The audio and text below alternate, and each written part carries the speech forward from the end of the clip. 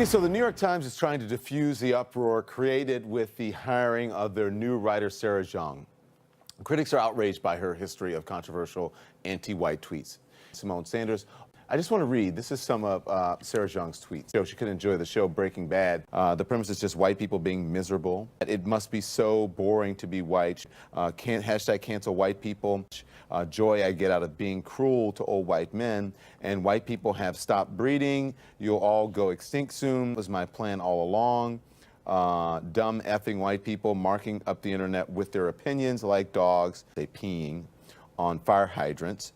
You say these tweets are not racist. No, I don't think Sarah's tweets are racist. Look, note that these tweets were dug up by a right-wing, people that identify with the white supremacist ideology, and they were taken out of context. Now, that being said, does it matter who dug them up? Not, but it's not racist for this reason. Racism, being racist, is not just prejudice, it's prejudice plus power. Some of her tweets, even within context, but that in fact does not make her racist. I don't think. Does it make her a bigot? No, I don't think it makes her a bigot either. You know, negative bias towards white men in America due to perhaps what she's experienced throughout her life. Does that mean, though, that she is in fact racist? No, because race is prejudice plus power. I actually looked at a whole bunch of her tweets, a lot more than what you just read, and you sort of have to feel sorry for her. She somehow went through one of the best universities in the country, Harvard Law, spends her entire time obsessing about white people, and the context is that she is purposely saying racist things against white people. What I would say about what Simone just said is what it reflects is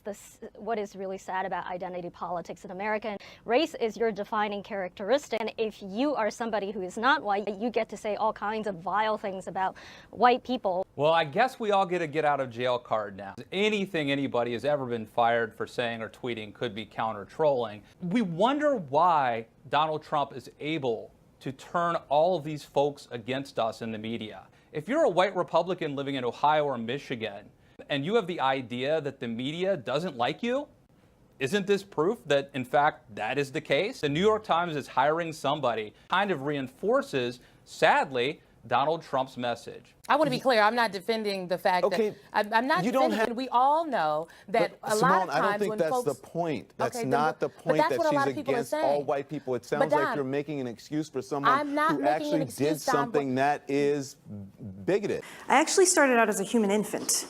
Transitioned to an asshole college student, told as argumentative. I went to law school. A funny thing happened. I wrote something while I was in law school. It did really well. I just don't like being flooded with messages aimed to exploit culturally conditioned feelings of inadequacy and low self-worth.